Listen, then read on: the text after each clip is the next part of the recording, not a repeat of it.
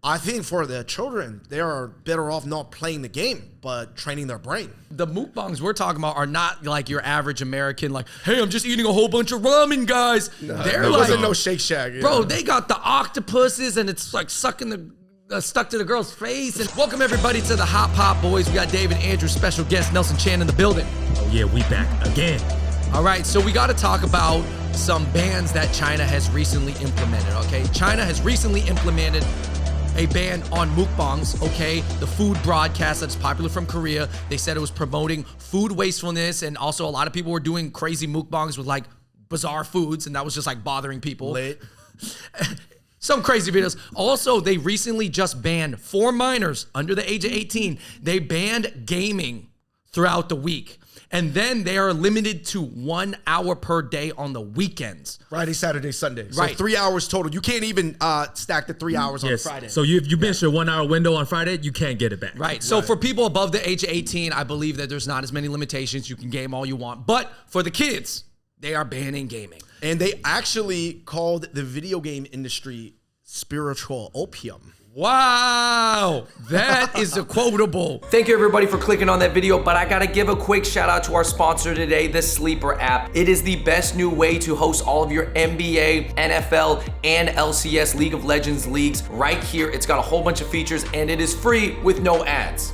First of all, the Sleeper app is free and it has the same great features as other fantasy apps like Redraft, Dynasty, Best Ball, anything, you name it. But it's way more customizable, giving you total control over your draft and league. So Sleeper is also better because it allows users to interact with each other via text and voice chat, so you guys can communicate like rival coaches or GMs. It also looks really cool and it's super easy to use. So let's say you don't have a bunch of friends that you want to start a league with. There's also the new matchmaking feature that allows you to find a league to join. So there's something there for everybody. Again, if you are interested in joining any of the fantasy leagues, whether it's the NBA, NFL, or League of Legends, definitely download the app down below at this link. It is free, no ads. Check it out, guys. Sleeper. Well, especially if you know about the history of opium in China with the British and everything like that. Spiritual opium. That's how I imagine all the paintings of people smoking opium were like this. Now, I don't know if the gamers are like that too, just No, man, gaming is an addiction, or can be. right. Well, so, it is basically dopamine. Dopamine, you guys know, it's a quick hit pleasure. You can get addicted to it. And I think it has a lot to do with, to be honest, in my opinion, the fact there's not a lot of other ways to get dopamine as a young male or any type of youth in China, but specifically as a male. Males make up the majority right. of gamers. I mean, we understand that gaming is very, very popular across the globe, but especially in Asia. And in America, obviously, people don't have a limit to how much they can game here. And there's obviously a lot of gamers who are very, very rich, have made careers, you know. But what does it mean to ban it? And like, how serious is the ban? Because I think some people are like, oh my gosh, are they like throwing kids in jail and stuff like that? Obviously, they're not. But Now, what do you think? I think there's pros and cons to it. I think the pros is obviously they banning it because they want to help with the mental health, the addiction, you know, for young kids who like spend like countless hours, pretty much the whole day just playing on it. I mean, gaming can be pretty stressful. As a kid, obviously, I played a lot. I know friends who play, and then when they're stressed out about it, they got anger issues. They'll like break things. Like, it gets pretty serious. But 3 hours in a weekend, I feel like that's kind of harsh. But I think they wanted to make a really bold statement, coming out strong. But like, yeah. I mean, so what I did is, Andrew, we messaged somebody who's in China right now, a friend of ours, D Zhao, the China plug, and he said that even though the rules are in place, there probably will be workarounds for the people who just take a little bit of time and effort to get around it. Like, you'll be able to get around the ban. I don't think it's enforced like super strong, and I don't know what happens. Maybe they get like a slap on the wrist, or they get like a fine or something eventually. I heard the mukbang ban was more harsh. Right. Like 14,000 mukbang accounts got shut down immediately over a week. Wow. Right. And I think that because there's kind of this like save food type of campaign going on in China, because there was like, you know, there's flooding in China and there's a lot of other things going on that's affecting the agriculture. So they kind of like found out, they're like, yo, the mukbangs, it's promoting using a bunch of food, buying exotic foods, and all people from across China are watching these videos and either being weirded out by them or being getting really mad at the fact that the people are wasting like exotic foods. But honestly, also being tantalized by it. Because let me tell you this, especially for Southern Chinese, man, you see somebody go ham on like 20 abalones.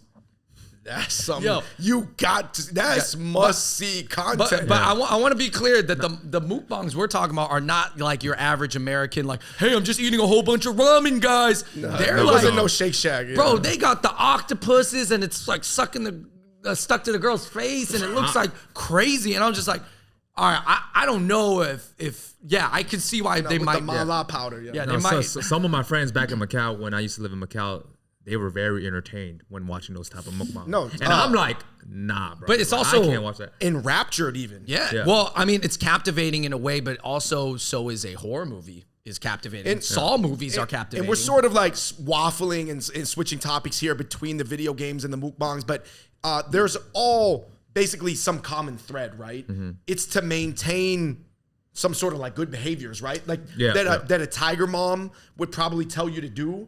But just the government is coming as the tiger mom, right? Versus the moms. And I feel like, do you guys feel like it's related to the fact that the kids have so much leverage due to the one-child policy that they could, kind of leverage it against their parents? So as much as strict as Chinese parents are known to be, due to the one-child policy, actually the kids can get away with a lot more than you think, due to the fact that you can't really pit the kids against each other in the old way. Oh, this is the behaviored one, this is the ill-behaved one. Nowadays, it's just only one. Yeah, they'll be like, look at your brother or sister, like they ain't not doing this. Like you got to follow, their footsteps and like be better. But that system's not in place anymore, right? Exactly. Yeah. David, I got to say something. Remember growing up when we were kids and we had only basic TV and we had like the bunny ears, and only during the summer would mom and dad let us have cable TV, right? AKA MTV, AKA BET, AKA all those other channels. Only during the summer our parents would limit it. Right? And say like, okay, summertime, you can have cable now. You can watch MTV. During the school year, we couldn't have it. So that is a similar type of thinking that like China has, where they're kind of like limiting certain like, I guess, pleasures or possible addictions or things that they can see as possible negative influences. Now, obviously, I think finding out and determining what is a negative influence is very subjective to a lot of people, but China's taking a stance. Subjective, but let's be honest. Yeah. Do you think the older generation views television watching, content consumption, or playing video games as a productive activity? Probably not. You're saying a country who's still ran by very traditional people. So I'm not surprised that they see gaming as, first of all, America calls it an addiction. Americans call it an addiction. And if America's calling it an addiction, China's like, oh, we don't want that. That's crazy. I think in China, with the parents being more traditional, like extra traditional, and because they keep those old traditions, the Confucian values, right? For sure, yeah. And so over in China, the parents do not want, their kids to be wasting their time all day long, playing video games, because like they're gonna think, oh, where's it gonna take you? You're like, you're not gonna be successful, and they look at gaming as like a negative issue. Right? And I think and they want them to study, focus a lot more on their studies. And I would say a lot of scholars. All right, so a lot of American parents would probably tacitly, or at least in theory, agree with the Chinese parents that they don't want their kids gaming all day. But what do you think is the difference? Like, why in America? I mean, obviously this is a land of freedom and feelings and all these different things, but like, why do you think that they're not banning it in America? Well, isn't there this sense in America that like, hey, well, I just want my kid to be happy. If he wants to game and play League, I mean, he meets a bunch of friends through it, and this is great. Or they're like, well, I'll just limit it. I'll just tell him he's limited to 3-4 hours a day, Jimmy. You can't play too much. And I do think every parent has to make that decision, except China's just being like that ultimate parent for everybody. And I think that that's one of the things that maybe is, it's frustrating, but it's just is what it is. I mean, they have a really big country. That's the system that they run. I do think America, they have a lot more outlets for fun. So it actually makes gaming less addictive here because there's other outlets to have fun. But if you look at, and I've lived in China for a little bit, guys, to be honest, the average life, especially of the high school student, it's a lot of studying. I'll tell you this, all those Project X type movies, that's not happening in China. It's not happening. Project X, all those, those like Dawson's Creek, like all those high school frat dramas, parties, all the movies, and all the stuff that's like about Superbad and all those high school dramas. That's absolutely not possible. Dave, you saying those people gotta study their ass off? You're saying those 200-person house parties are not happening in Jiang'an? Man, district in Shanghai. some of those kids, they're not even allowed to go out and have friends. Right. Let alone like hang out or like. I do want to say I feel for these kids because gaming is such an escape for them. That's why it's extra important in places like South Korea. Like I said earlier, there's not a lot of dopamine release avenues available in the society. So I want to talk about if China is going to do this, what are some suggestions we may have for them to kind of build other systems for them? Like, what else are they going to provide if they're going to take away gaming for the minors? All right, I think so I know China built a lot of basketball courts, but you know what I noticed? There's nobody there to like dictate the way people are playing. They should probably have a trainer at all the parks where you don't have to. You can go play on your own, but one court, you could just like get actual coaching to improve your mental along with the physical versus just like randomly playing pickup. It's kind of like a mini training camp. Yeah, but it's available like the whole time that those Rucker parks are open. Yeah, I actually think that there should be like subsidized like vocational camps or some other type of camps or some type of team building activities that are more implemented and sponsored where kids can come together and work together, whether it's sports or basketball. I mean, it doesn't have to be, but it could be like entrepreneurship or building like science projects, like big, cool science fairs. You know, just give them that incentive for something else. You know what I mean? Shit, I think what they should do is kind of have like a Chinese version of a Boys and Girls Club type activity. Oh, like YMCA type. Because they don't have like they Boy don't Scouts got all or that, Girl man. Scouts. Like, cause like, you know, growing up, I think I participated in Boys and Girls Club for like, I think 1 year. But I mean, as a kid, it was a lot of fun. You get to play a bunch of different sports, bunch of games, like not games like video games, but like games like would you say physical games. They make learning both in a physical and mental way fun? Yeah, for sure. Yeah. There's just no focus on fun, guys. Like literally, guys, in the Chinese family, man, fun, feelings, freedom, and there's another F word that I'm not going to say. There's not a lot of focus on those things. And those things are viewed in a, I guess, very dopamine releasing sense, very rewarding.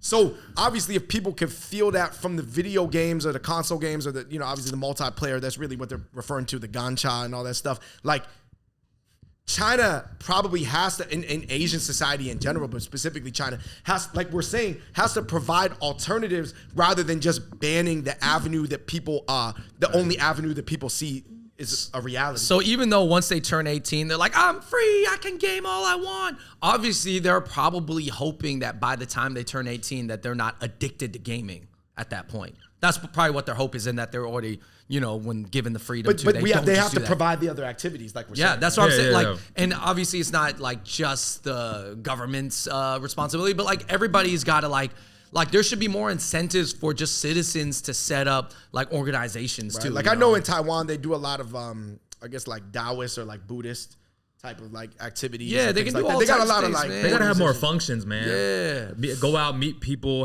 meet new friends, and just like hang out or something. And I think that, yeah, like you said, Boys and Girls Club, Boy Scouts, Girl Scouts, you know, things like that, of that nature, character development for the youth. Man, what do you think about the mukbangs? Because the mukbangs, in the same way, they're dopamine release, right? Both for the watcher and probably for the person eating the things in two ways.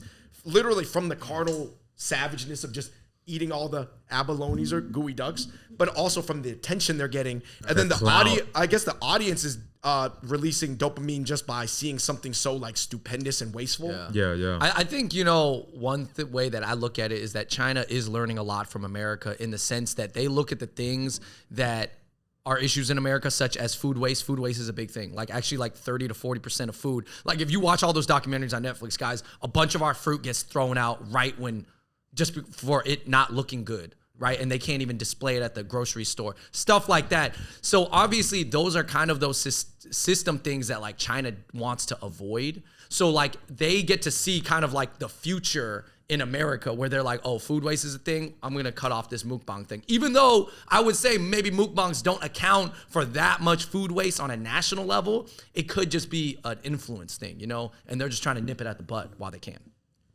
Nell, what's your opinion on the mukbangs, man? Because I know, you know, I personally hate mukbangs. Just no offense to all the mukbang content creators. That's just my personal view in it, man. So you with China just deleting all 14,000 accounts? I can't say I'm 100% for it, but I mean, as a creator, you got to have some contradicting feelings right here. Yeah, I mean, if that's what you mainly do, I mean, I don't know. It's crazy, but I just think, with so many like poor families and poverty in China, like it's pretty messed up, man. Like you're eating all this high expensive, types of cuisine or types of foods, and you're wasting most of it, and you're spending so much money getting You're basically like flexing on everybody. Pretty much, it's like, oh yeah, I could eat all this fancy food, whereas poor people, they just eat like water and like rice. David, Porridge, I would imagine some poor people in China, they're watching them like just chew and spit out abalone, and they're just like, what? That stuff is like, I can't even afford that maybe after like 2 weeks of working. Overall, as far as the mukbang thing goes, listen, guys, I know that it's a really complicated topic because a lot of people like treat freedom as religion. I'll tell you this, in Asia in general, but particularly in China, they do not view freedom as religion. That's a very Western ideal. So, I mean, they're just going to operate the systems by their own way, and they're going to have to live and die or live with the pros and the cons, very much so, right? Because there's a lot of pros and cons to every scheme you run. I don't care in basketball, no, every offensive scheme or defensive scheme, there's some that are more well-rounded than others, but every scheme has pros and cons, right? There's, 100%. There's always counter There's moves. no perfect system. Yeah.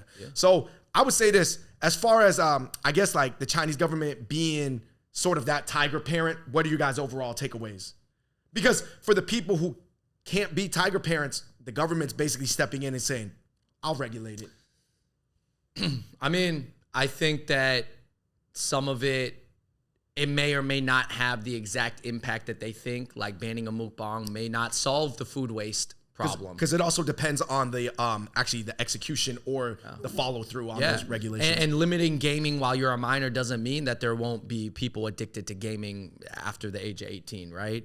I just think that they're going to try it out and they'll probably see how it works. And I don't know. I mean, I'm not going to say like these are 100% the best solutions either, but at the end of the day, the best solutions would probably be convincing people of alternatives that are legitimately better alternatives. China loves public service announcements. Like they're always like, hey, live a healthier life, guys. It's kind of like what America was doing like 20 years ago, but they stopped doing like that. 40 No, years like ago. the Now You Knows. 80 years ago. Like the NBC Now You Knows, they don't do that anymore. Well, we're viewed as like post being told things. We're like so ironic now. Exactly. We're like post memes being literal. Let the memes tell you. Now, what you think, man? Tiger parent government, I mean, versus tiger parent, I mean, China has always operated like that, for many years now. So they're not gonna like change it up. They're just gonna have to like basically test, experiment it, and then whatever happens. They're gonna have to, like you said, they're gonna have to live and die by it. Yeah, I mean, at the end of the day, it comes down to the regulation, but there's also the enforcement, which is the follow through. I think overall, guys, they're not gonna ask the people, hey, what do you guys want? See, this might be controversial. Hey, man, let's just see how the ban goes. You saying if they ban it's society's fire. Who's going to say they wrong for it? Exactly. If they ban it and they enforce it and society's better for it, I don't know. Dude, I'm just saying, listen. And this is going to be, this is not controversial. I think just China looks at what America's doing as a family and they're like, let me try something different. To me, what's the worst that could happen? A banning gaming. Well, they're just gonna take hey, by the way, South Korea actually has a curfew on gaming that they're removing right now. Yo, I'm just saying, they just saw kids die at the keyboard. They've starved themselves and dehydrated themselves. Yeah. People might not understand how serious gaming is. People die gaming in Asia. Yeah, because they have these like PC bars where you can just live at the seat. Bro, I heard that there's people who held in their pee and poo like for and they days. Exploded their liver. Or right? whatever. Or the kidney, I'm sorry. Listen, I mean, it's just like they gotta like they gotta regulate it a little bit. Regulate. Now maybe the ban is not forever too. We don't know how long it's for. So, anyways, guys, thank you so much for watching the Hot Pot Boys. Nelson Chan in the building. I know, we just wanted to talk about some global news, guys, but I hope you guys enjoyed that. What do you guys think? Let us know in the comment section below. What do you think of the gaming ban for youth in China? And what do you think of the mukbang ban? The mukbang ban. Obviously, there was a lot of implications for the stock prices of Tencent and things like that. We didn't want to get into all that. I will say this, on the American Reddit forums, Andrew, when they were talking about the China video game ban, they were like, yeah, maybe they could stop making all those games that like cater to that market about the dynasties and stuff. I didn't like playing all those Dynasty Warriors. Yo, it will affect the esports teams though, because there will be less young talent, possibly. We'll see. We'll see what China thinks is most important. All right, everybody, thank you so much for watching that. Let us know in the comments down below. Hit that like button, click subscribe. We are the Hot Pot Boys. We got more to come. So thank you for watching. And until next time, we out. Peace.